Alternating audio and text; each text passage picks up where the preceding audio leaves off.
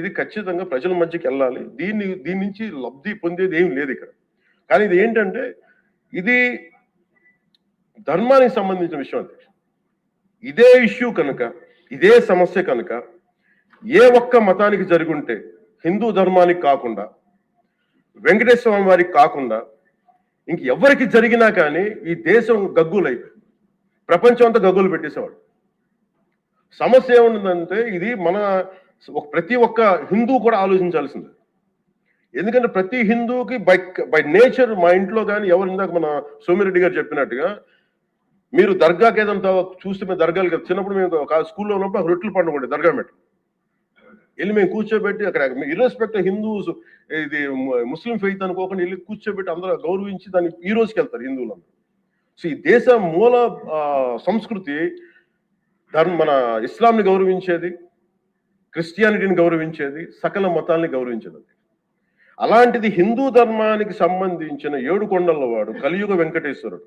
కలియుగ వెంకటేశ్వరుడు దైవం అనడానికి చాలా క్లియర్ కట్ ఉంది అది. ఎందుకంటే కలియుగంలో జరిగింది ఆయనే, దీనికి ఆధార పురుషుడు, ఆయన మూల పురుషుడు. అలాంటి ఆయనకి పెట్టే ప్రసాదానికి ఎంత అపవిత్రం చేసిన తర్వాత వీళ్ళు ఏమి కూర్చొని మా తప్పు లేకుండా లేదన్నట్టుగా మాట్లాడుతుంటే వీళ్ళకి నాకు ఏం మాట్లాడాలో తెలియదు. దీనికి ఒక్కటి కూడా ప్రజలకు తెలియజేయాల్సింది ఏంటంటే అదేశ, ఇదే వేరే ఇస్లాంకి జరిగిన, క్రిస్టియానిటీకి జరిగిన, జీసస్ క్రైస్ట్కి జరిగిన, మహమ్మద్ ప్రవక్తకి జరిగిన, అల్లాకి జరిగిన ఇలా ఉండేది కదా. వాళ్ళు ఆ రోజు మన కౌన్సిల్లో కూడా అలా పటాలు తీసుకొచ్చేవాళ్ళు, వేరే ఏ దేవత అయితే. బికాజ్ ఇది హిందువులు కాబట్టి వీళ్ళ కులాలతో ముక్కలుగా అయిపోయి ఉంటారు కాబట్టి, హిందువులు తమ మతాలను ఎడాపెడా వీళ్ళు జోకులు వేసుకోగలరు కాబట్టి దీనికి సీరియస్నెస్ లేదు అధ్యక్ష. Before blaming anybody else, every Hindu has to take a responsibility for this. Every Hindu. ఎందుకంటే మన ఇస్లాంని మనం ఎందుకంత కూర్చోబెట్టేంత వాళ్ళు గౌరవించే విధానం చూస్తే నిజంగా మరే మనం హిందూ ధర్మాన్ని పాటిస్తాం, మనం గౌరవించుకోలేమో అనిపిస్తుంది. అది మిగతా మతాలను చూసి నేర్చుకోవాలి అధ్యక్ష. వీళ్ళకి ఏముంది, వీళ్ళు ఇంత మాట్లాడుతున్నారు తిరుపతి లడ్డు మీద. నిజంగా వీళ్ళు కనుక మాట్లాడితే, అదే వేరే మతం గురించి ఎందుకు మాట్లాడరంటే ఓట్లు పోతాయి.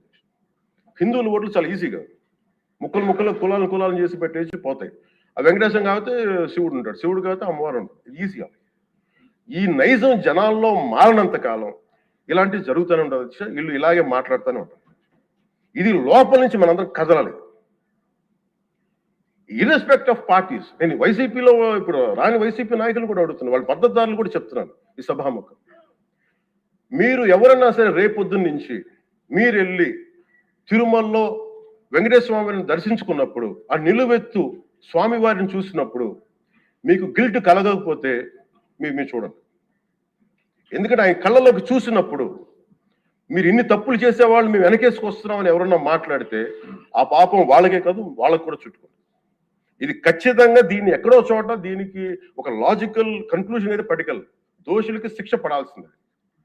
ఎందుకంటే ఇది ఇక్కడతో ఆగకపోతే ఇది ఒక పరంపర అయిపోతుంది. అందుకని మేము ఖచ్చితంగా I'm committed to get this. Who are the perpetrator, they should be punished. They should be punished. అలాగే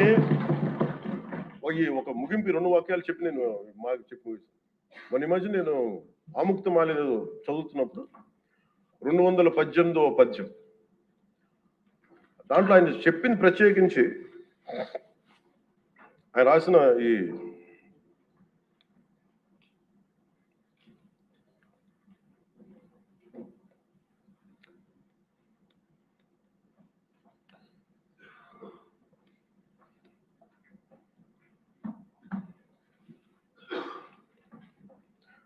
అంటే దేవాలయాల మీద డబ్బుల్ని ఎలా ఉండరు అంటే రాజుకి కర్తవ్యాన్ని ఉపదేశించే పద్యం.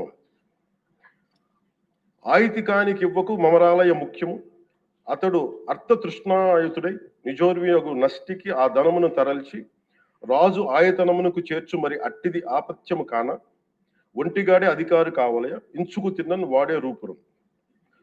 మనకు తెలిసిన మహా గొప్ప పరిపాలకులు కృష్ణదేవరాయలు రాసిన అముక్తమాల్యదలోనిది ఈ పద్యం.